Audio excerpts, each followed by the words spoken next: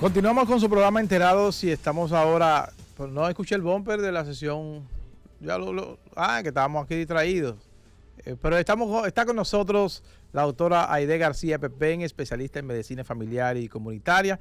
Nos trae el tema la medicina familiar y sus generalidades. Buenos días, doctora. Muy buenos días, Wilkie. Buenos días a los radioescucha. ¿Con qué se come eso? La medicina familiar y sus generalidades. Sí. Mucha gente sabe o conocen el término medicina familiar, sin embargo no saben cuál es el ámbito de trabajo que tenemos los médicos familiares. En primer lugar, la medicina familiar, para hacerse médico familiar, uno tiene que completar los estudios de medicina. Después de tú duras los 6 años en la universidad y haces tu pasantía, optas por una especialidad, igual que en cualquier otra área. Esa especialidad dura 3 o 4 años, dependiendo la carga académica que tenga la universidad que la vale. Pero es larga. Es larga, sí. Es larga. Entonces, es una parte de la medicina que es más holística, que es integral, que trabaja no desde el punto de vista del individuo, sino desde la familia. Nosotros trabajamos principalmente evaluando características familiares y cómo eso repercute en la salud de cada una de las personas. Por definición, la medicina familiar es la especialidad de la atención primaria, que mucha gente piensa que el médico familiar es exclusivo de los primeros niveles de salud, o sea, que son los médicos por excelencia que deben de ir a las UNAP. Y sin embargo, atención primaria es mucho más que el primer nivel.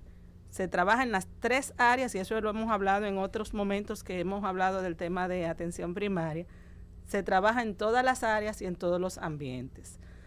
En medicina familiar es una carrera que trabaja en el ámbito transversal, porque puede trabajar, por ejemplo, imagínate que tú tengas a tu mamá o a tu abuela enferma y tengas que llevarla al oftalmólogo, al ortopeda, al cardiólogo, al urólogo, al ginecólogo, etcétera. Y cada uno, de una manera u otra, evalúa a este paciente y pueden incluso hasta tener resoluciones chocantes uno con otro, que este medicamento te contrarresta con aquel, que aquel. Sin embargo, el médico familiar, como trabaja de una manera integral, puede evaluar al paciente, trabajar con él, conocer las realidades de su familia, conocer su entorno, darle estrategias preventivas y verificar cuáles de estos medicamentos traen problemas o efectos secundarios en referente a los otros que está utilizando. Entonces, es la especialidad más idónea para trabajar, por ejemplo, parte de geriatría, parte de adolescentes, que los adolescentes son los grandes olvidados. Cuando uno tiene hijos adolescentes, uno no sabe si tiene que llevarlo al ginecólogo o al pediatra, si es hembra, sí.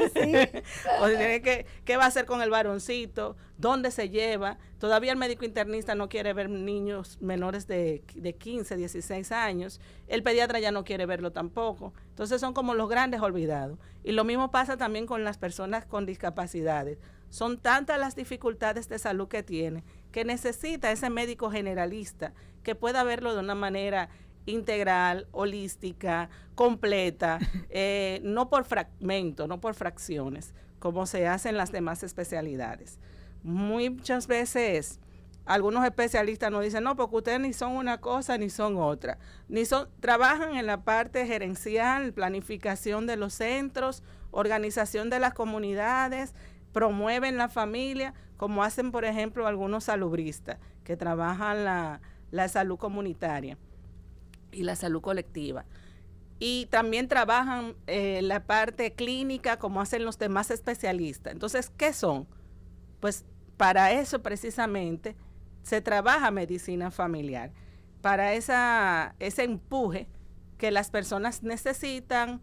Y trabajamos aproximadamente el 80-85% de todas las patologías.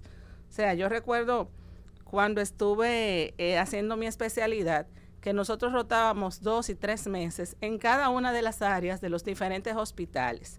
Por ejemplo, en el hospital donde yo me formé, como solo es un hospital no materno ni infantil, las áreas maternas e infantiles, nosotros íbamos a adquirirla en otros espacios como el Robert Rick Cabral y los Mina.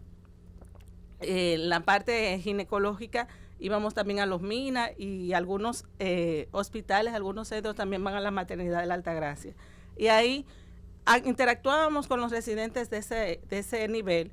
Igual no se sabía quién era el residente familiar y el residente de esas áreas.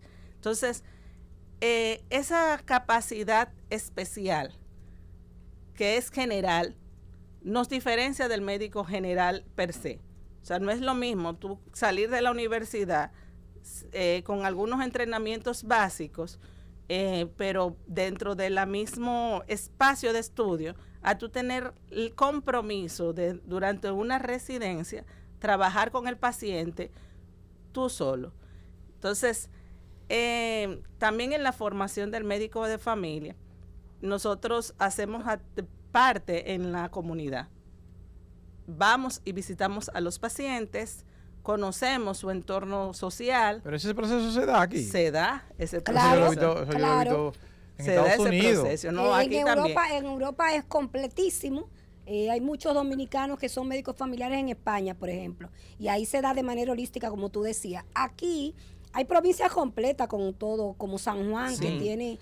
Pero que visitan a la gente. Sí, claro. Y aquí en la capital también, eso es lo que te decía. Por lo pero menos mucho hay de ahí. Bueno, por lo menos conozco mi escuela. En el Moscoso Puello nosotros nos asignan una parte, algunas 3 cuadras del Capotillo, y en el Capotillo las personas conocen al médico familiar que le corresponde. ¿Y qué hace el médico familiar cuando va a esa visita? ¿Qué es exactamente lo que hace?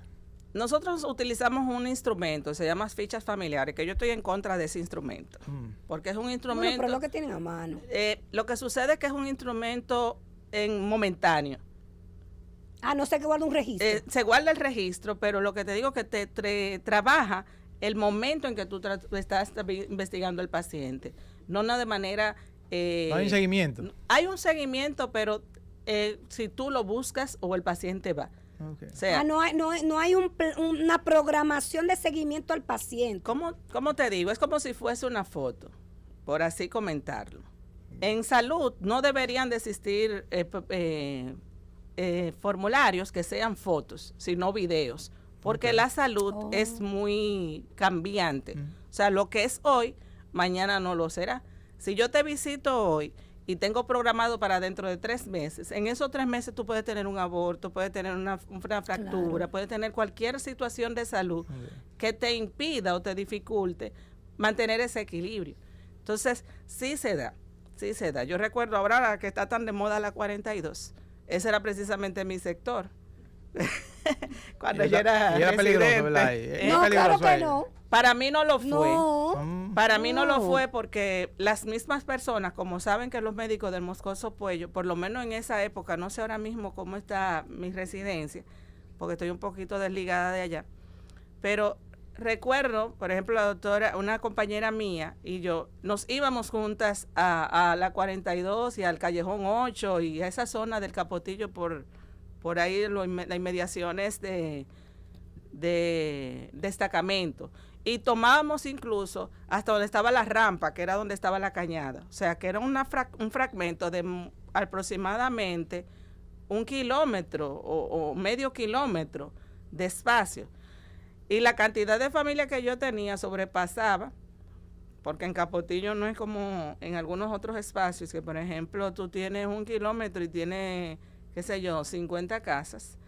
En Capotillo tú perfectamente en 1 kilómetro te puedes encontrar con 400 familias, 300 familias. O sea, un nivel de hacinamiento muy grande. Entonces nosotros bajábamos las escalinatas, trabajamos con algunos lugares como algunas empresas como Escoba, la gente del IDI, y nos hacíamos alianza. Entonces, yo recuerdo, yo andaba con mi anillo en la universidad. Nunca la atracaron. Nunca tuve problema. Claro que no. Sí, Escoba todavía existe y recoge la basura en todas esas zonas donde no pueden llegar los camiones. Pero era una experiencia. IDIS todavía sigue haciendo trabajo en Capotillo. Entonces, en términos de salud, ¿cuál es el impacto de esas visitas? Imagínate tú, personas que tengan la dificultad de no poder salir, como yo tuve una paciente que vivía allá al fondo de la cañada, donde estaba ya la rampa, que tenía alrededor de 300 libras, 200 Uf. y algo. ¿Cómo subían esas escalinatas? Y ahí no viajan vehículos. O sea, tú tienes que subir escalinata o coger motores. A pie. O sea, no sé si con eso te respondo, Wilkin. Sí, o sea, claro. el nivel de impacto y la sensibilidad que tiene una visita domiciliaria te da a ti las herramientas para poder identificar múltiples situaciones. ¿Cuál es la dificultad con relación a que, aunque esa estrategia sea idónea, pero aquí en el país no funcione? Y es que la medicina familiar, como nuestro norte es la atención primaria, y la atención primaria está muy ligada a las políticas públicas, aquí en nuestro país nosotros no tenemos esa posibilidad de poder hacer impactos a magnitud. Por ejemplo, si el problema de esa señora era el asunto del acceso, yo no tenía como médico familiar la posibilidad de construirle un ascensor o una escalera como allá en Colombia. Era una persona sobrepeso. Exacto. Eso lo hubiese resuelto CDN y el Centro Médico Dominico Cubano ahora mismo.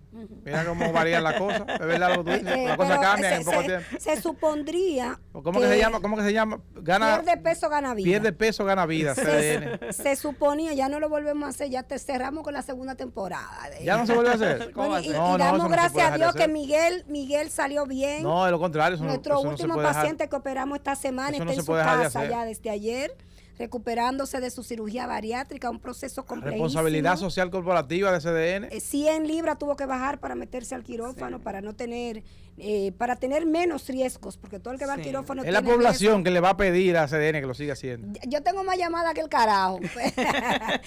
pero hay que decir, Aide, que el tema de la medicina familiar se suponía que debería ser el renglón más importante, como establece la ley 8701, porque te mandaba a organizar todo el sistema de atención en salud y empezar por la unidad de atención primaria, donde ustedes, los médicos familiares, iban a tener recursos.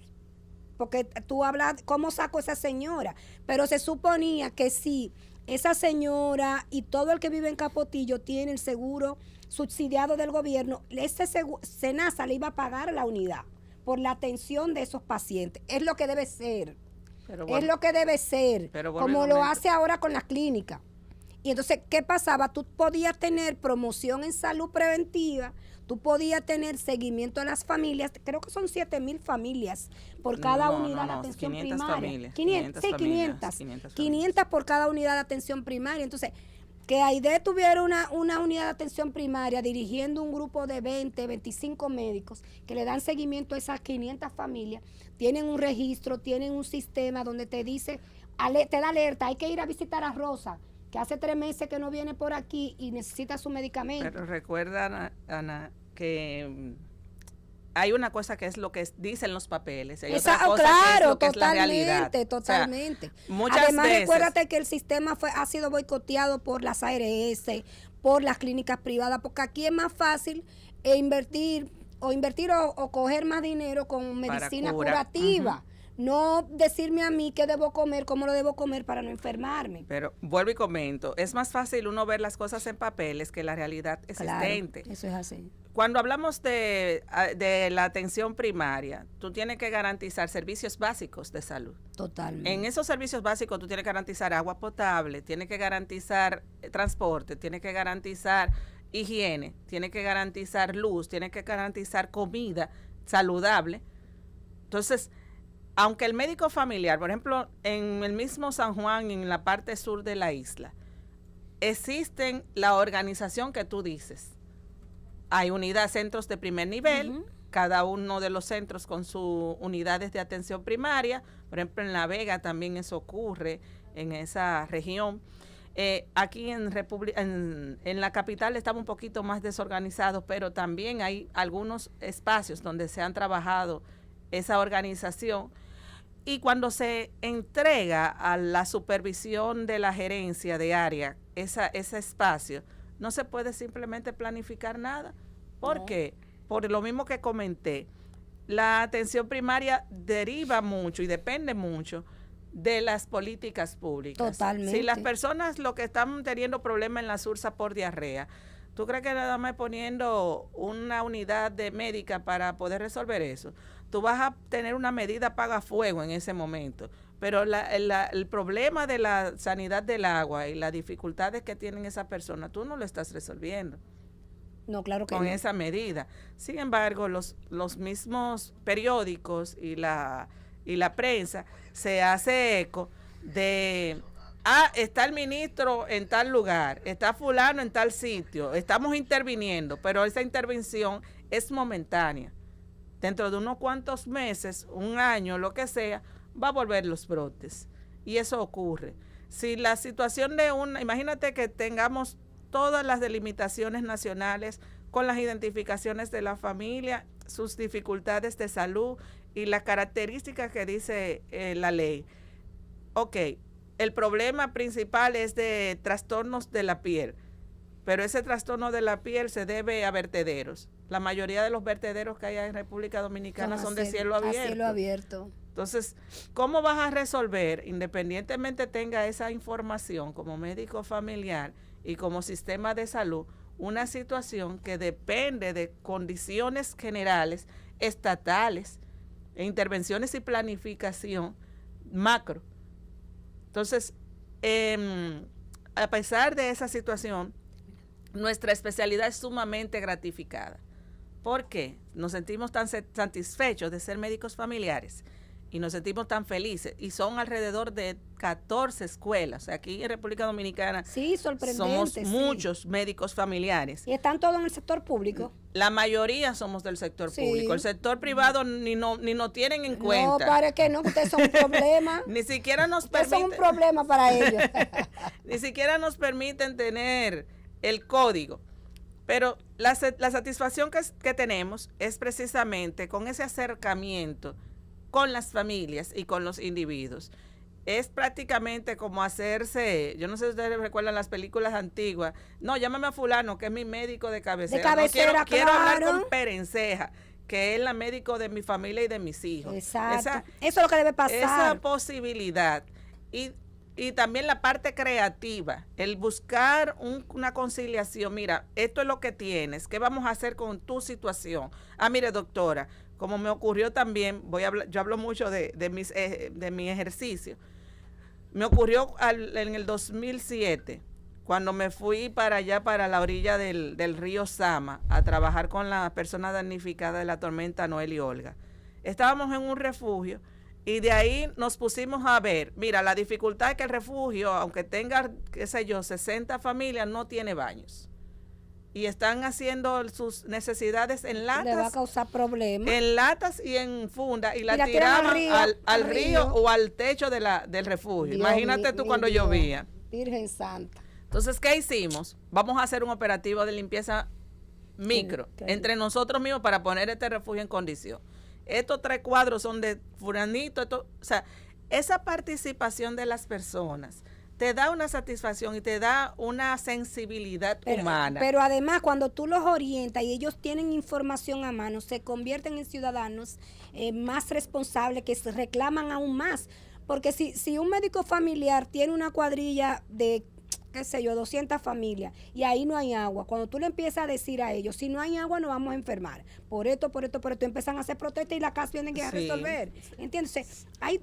Eso nada más tiene beneficios para la gente, el tema de hacer medicina familiar, y beneficio para el Estado Dominicano porque hay un ahorro en gasto de medicina impresionante. Pero, como le digo, aquí hay una anarquía en el sistema de salud que no ha permitido que se desarrolle esa parte. Nosotros hemos tratado a través de la Sociedad de Medicina Familiar de darnos a conocer, estimulamos a las personas que visiten al médico de familia, trabajamos cada una de las especialidades de maneras básicas, por ejemplo, todo lo que tiene que ver con prevención. Hacemos Papá Nicolau, trabajamos el niño, trabajamos el adolescente, trabajamos en el adulto mayor. Y la embarazada. La embarazada hacemos los chequeos hasta las 32 semanas. O sea, todo lo que no tiene que ver con hospitalización lo puede resolver el médico de familia. Tú sabes lo chévere que todas las embarazadas de Capotillo vayan a su unidad hasta las 32 semanas. ¿Cómo se economiza el dinero? De no estarse movilizando y cómo se descongestionan los hospitales del tercer nivel. Y economizan tiempo. Claro. Por ejemplo, nosotros tenemos en el lugar donde trabajo los diferentes programas de salud. Y en esos programas trabajamos las planificaciones y las chicas si acaso duran 10 minutos en una consulta, claro, porque ya saben a qué van, prácticamente y van a buscar, le suministramos buenísimo. el anticonceptivo, se le da su información, o sea, es sumamente rápida, formal, una consulta dinámica. Claro. Es muy gratificante, de verdad que sí. Claro que sí. Bueno, muchísimas gracias, Aide.